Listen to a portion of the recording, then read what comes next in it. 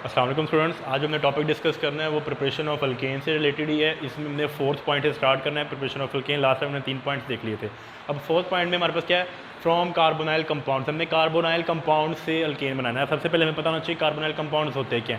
Carbonyl compounds ऐसे compounds को कहते हैं जो कि एल्डिहाइड और कीटोन पर मुश्तमिल होता है। बेसिकली इसमें एक खास ग्रुप होता है, उसकी वजह से इसको कार्बोनाइल ग्रुप। ये जो ग्रुप है हमारे पास जिसमें कार्बन और ऑक्सीजन का डबल बॉन्ड है, इसको कार्बोनाइल ग्रुप कहते हैं। अब ये ग्रुप एल्डिहाइड और कीटोन दोनों में प्रेजेंट होता है। ये ग्रुप वैसे कार्बोक्सिलिक एसिड में भी होता है, लेकिन उसको हम कार्बोक्सिलिक ग्रुप कहते हैं क्योंकि वो हम कंप्लीट ग्रुप लेते हैं। सी डबल बॉन्ड ओ और एच, वो पूरा ग्रुप एक ग्रुप कंसीडर होता है, उसको हम कार्बोक्सिलिक ग्रुप कहते हैं। सिर्फ सी डबल बॉन्ड ओ तो ये कार्बोनाइल ग्रुप कहलाता है। कार्बोनाइल ग्रुप के केस में हमारे पास सिर्फ दो सब्सटेंस होते हैं, एल्डिहाइड और कीटोन। तो यहाँ पे जो रिएक्शन है वो एल्डिहाइड और कीटोन के मदद से हम अल्केन्स बनाएंगे।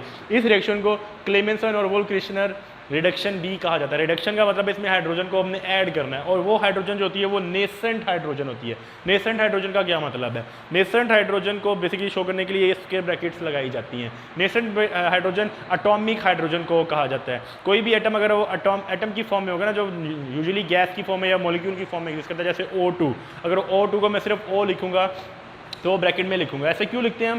क्योंकि ये रिएक्टिव है, यहाँ से इसने इस ऑक्सीजन को रिमूव करना है, तो ये हाइड्रोजन जो मॉलिक्यूल है वो नहीं कर सकता क्योंकि वो उसकी रिएक्टिविटी कम होती है। ये एटॉमिक हाइड्रोजन ये काम कर सकती है। अब एटॉमिक हाइड्रोजन को कैरी करना बहुत मुश्किल है, हम उसको कैरी नहीं कर सकते क्योंकि जैसे ही दो एटम आपस में मिलेंगे वो मॉलिक्यूल बना लेंगे, तो मैं अलग-अलग एटम्स को कैरी नहीं कर सकता। तो उसका एक आसान हल ये होता है कि हम रिएक्शन के दौरान इसको प्रोड्यूस करते हैं। जैसे ही हाइड्रोजन प्रोड्यूस होती है, ये ऑक्सीजन से रिएक्ट करती है और रिएक्शन स्टार्ट हो जाता है। हाइड्रोजन और हाइड्रोजन को आपस में टाइम ही नहीं मिलता कि वो मॉलिक्यूल बने। जैसे ही एक हाइड्रोजन का एटम बना, उसने यहाँ पे आके रिएक्शन कर लेना है, उसको दूसरा हाइड्रोजन का वेट नहीं करेगा।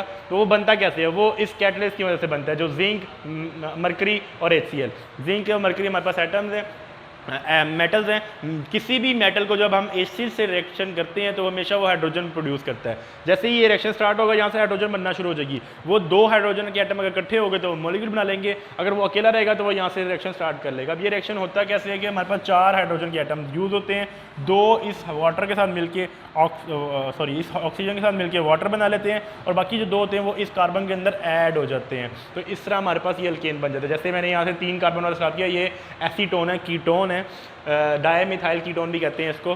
3 कार्बन है इसमें, तो मेरे पास फाइनल प्रोडक्ट उसमें भी 3 ही कार्बन है। इसमें भी सेम हमारे पास वही प्रोसीजर है कि जितने कार्बन से हम स्टार्ट करेंगे उतने कार्बन वाला प्रोडक्ट ही बनेगा।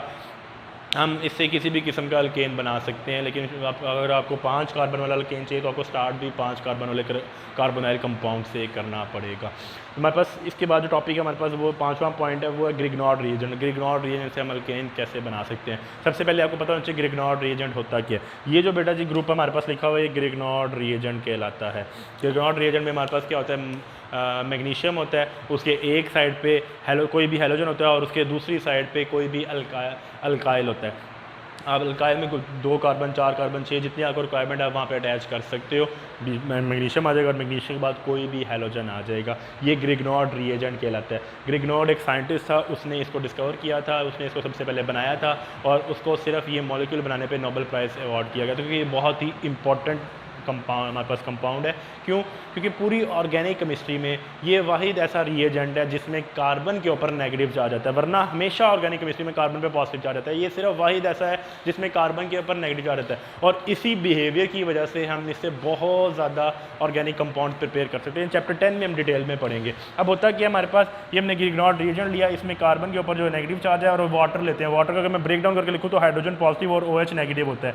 यहाँ से ये पॉजिटिव इस नेगेटिव से अटैच होगा, CH3, और ये CH4 बना लेगा, और इसका जो नेगेटिव पार्ट है वो मैग्नीशियम के साथ आ जाता है। तो इस तरह हम यहाँ पे अल्केन बना लेते हैं। इस रिएक्शन से भी किसी की भी किस्म का अल्केन बनाया जा सकता है। आपको अगर जोन सा अल्केन रिक्वायर्ड है उतने नंबर ऑफ कार्बन से आपको स्टार्ट करना पड़ेगा। अगर आपने ब्यूटेन बनाना है तो यहाँ पे आपको ब्यूटाइल लेना पड़ेगा, मतलब 4 कार्बन की चेन पीछे से आ रही होगी। जितने कार्बन वहाँ पे अटैच होंगे हमारे फाइनल प्रोडक्ट में भी उतने ही कार्बन होंगे। अगर आपको मीथेन बनाना है तो यहाँ पे सिर्फ 1 कार्बन होगा, जैसे पर्टिकुलर एग्जाम्पल में मीथेन यहाँ पे बनी हुई है। तो ये हमारे पास अल्केन को बनाने के कुछ तरीके थे। इसके बाद हमारे पास अल्केन्स की फिजिकल प्रॉपर्टीज़ आ जाती हैं। फिजिकल प्रॉपर्टीज़ क्या होती है? फिजिकल प्रॉपर्टी में जो सबसे पहले हमारे पास प्रॉपर्टी है वो उसकी फिजिकल स्टेट से रिलेटेड है। फिजिकल स्टेट क्या होती है? जिस स्टेट में नेचुरली रूम टेम्परेचर पे सब्सटेंस एग्जिस्ट करते हैं उसको हम फिजिकल स्टेट कहते हैं। अब अल्केन में अगर हम पहले 4 मेंबर्स लें जिसमें 1 से लेकर 4 तक कार्बन होंगे, जिसमें मिथेन, इथेन, प्रोपेन और ब्यूटेन आ जाता है, तो वो कलरलेस ऑर्डरलेस गैसेस की फॉर्म में एग्जिस्ट करता है, फिजिकल स्टेट उसकी गैस होगी। अगर हम उससे फर्दर आगे जाएं 5 से लेकर 17 तक, हमारे पास ऐसे तमाम मॉलिक्यूल जिसमें 5 एटम हो या 17 के दरमियान में कोई भी हो सकता है, जैसे पेंटेन, हेक्सेन, हेप्टेन, कोई भी हो सकता है, तो वो कलरलेस ऑर्डरलेस लिक्विड्स की फॉर्म में एग्जिस्ट करता है। और 17 से आगे 18 और 18 से आगे जितने मर्जी ले लें वो सारे वैक्सी सॉलिड्स और फिर सॉलिड्स, लिक्विड से वो वैक्सी सॉलिड्स में कन्वर्ट होते हैं और फिर एंड पे फाइनली वो सॉलिड्स में कन्वर्ट, जैसे जैसे नंबर ऑफ कार्बन बढ़ते जाते हैं उसकी फिजिकल स्टेट गैस से लिक्विड और लिक्विड से सॉलिड में कन्वर्ट होना शुरू हो जाती है। इसके बाद हमारे पास सेकंड पॉइंट है कि अल्केन्स जो होते हैं वो नॉन पोलर होते हैं। नॉन पोलर ऐसे मॉलिक्यूल्स पे कहते हैं जिसपे पोल्स नहीं बने होते। ये आपने पोलर और नॉन पोलर फर्स्ट ईयर में डिटेल में पढ़ा होगा। पोलर और नॉन पोलर की कैटेगरी में हमारे पास जो अल्केन है वो नॉन पोलर की कैटेगरी में एग्जिस्ट करते हैं। अब ये सॉलेबल किस में होंगे? सॉलेबिलिटी के लिए आपने एक बेसिक प्रिंसिपल पढ़ा होगा, लाइक डिजॉल्व लाइक।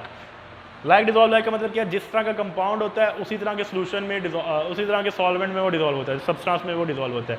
अल्केन क्योंकि नॉन पोलर है तो ये भी नॉन पोलर सब्सटेंस में डिजॉल्व होगा। जैसे ईथर हो गया आपके पास, कोई भी अल्केन ईथर में डिजॉल्व, लेकिन ये पोलर में डिजॉल्व नहीं होगा, वाटर में ये डिजॉल्व नहीं होगा क्योंकि like dissolve like. Non polar है तो वो नॉन पोलर में डिजॉल्व होगा, पोलर है तो वो पोलर में डिजॉल्व होगा। अल्केन क्योंकि नॉन पोलर होता है इसलिए ये पेट्रोल में ईथर में डिजॉल्व हो जाता है, ये वाटर में डिजॉल्व नहीं होता कोई भी इसका मॉलिक्यूल।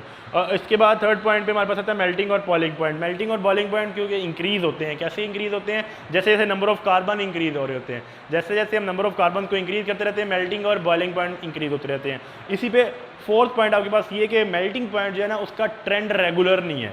मैं थर्ड पॉइंट को एक्सप्लेन करता हूँ, पहले मैं फोर्थ पॉइंट आपको बता दूँ कि जो मेल्टिंग पॉइंट है ना वो रेगुलर नहीं है। रेगुलर से क्या मुराद है? आपने अगर बस एक सब्सटेंस है जिसमें 1 कार्बन है, दूसरा है जिसमें 2 कार्बन है, तो हो सकता है 2 कार्बन वाले का जो मेल्टिंग पॉइंट इंक्रीज हुआ है वो 2 डिग्री है, लेकिन जब जैसे ही वो 3 कार्बन पे जाएगा वो 15 डिग्री इंक्रीज हो गया, जैसे वो 4 पे जाता है वो 17 डिग्री। मतलब कोई रेगुलर ट्रेंड नहीं है कि कितना एक कार्बन एटम के ऐड होने से कितने % वो इंक्रीज हो जाएगा। लेकिन अगर बॉइलिंग पॉइंट की केस की अगर आप बात करो तो बॉइलिंग पॉइंट का जो इंक्रीज है वो रेगुलर होता है। रेगुलर का मतलब अगर आपने 1 कार्बन इंक्रीज किया है ना तो उसके सिलसिले में हमारे पास 20 से 30 डिग्री का फर्क पड़ जाता है।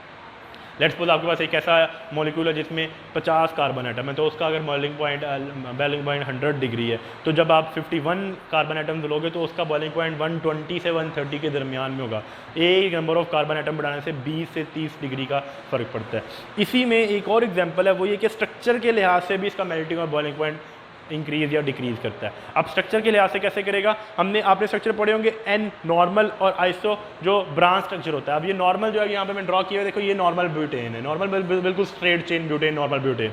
आइसो ब्यूटेन ये ब्रांच स्ट्रक्चर जो है ये भी, इन दोनों का मॉलिक्यूलर फॉर्मूला सेम है, दोनों का मॉलिक्यूलर फॉर्मूला C4H10 है, लेकिन इनका स्ट्रक्चर डिफरेंट है जिसकी वजह से इनका बॉइलिंग पॉइंट जो है वो डिफरेंट है। जो नॉर्मल है हमेशा नॉर्मल वाली चेन का बॉइलिंग पॉइंट इंक्रीज ज़्यादा होता है और जो ब्रांच चेन होती है उसका बॉइलिंग पॉइंट कम होता है। यहाँ पे भी आप देखें जो ब्यूटेन नॉर्मल है उसका बॉइलिंग पॉइंट -5 डिग्री सेंटीग्रेड है, जो आपके पास ब्रांच है उसका -11.7 डिग्री सेंटीग्रेड है। तो हमेशा जो नॉर्मल वाली होती है, नॉर्मल यानी कि स्ट्रेट चेन आपके पास अल्केन्स होंगे उनका बॉइलिंग पॉइंट ज़्यादा होगा और जो ब्रांच चेन होंगे उनका बॉइलिंग पॉइंट कम होगा। तो बेटा जी ये हमारा आज का लेक्चर था। इस लेक्चर से रिलेटेड आपको कोई भी क्वेश्चन या कोई भी क्यूरी हो तो नीचे जो नंबर आपको प्रोवाइड किए गए हैं उस पर आप रब्ता कर सकते हैं। इंशाल्लाह हम नेक्स्ट लेक्चर में मिलेंगे नेक्स्ट टॉपिक के साथ। तब तक के लिए अल्लाह हाफिज़।